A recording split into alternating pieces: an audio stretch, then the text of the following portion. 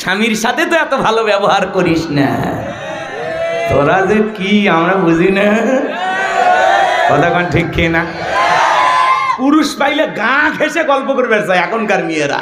পুরুষের কণ্ঠের আওয়াজ পাইলে দাদি নানি ঘরের কোনায় লুকাইতো। আর এখনকার ডিজিটাল মা বোন পুরুষের আওয়াজ যদি পায় আরো কাছে যায়, দরজা খুলে গল্প করে, কার কাছে এসেছেন, কার খোঁজ করতেছেন।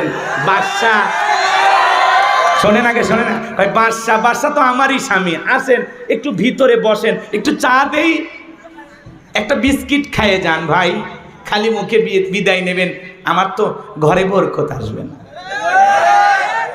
আছে না? একটা অপরিচিত পুরুষের সাথে এই যে দরজা খুইলা, বাড়ির গেট খুইলা একটা মহিলা গল্প করতেছে, আপনারা বলেন তো জায়েজ না হারাম? আপনি দরজা খুলে নরম সুরে গল্প করতেছেন, আসেন একটা বিস্কিট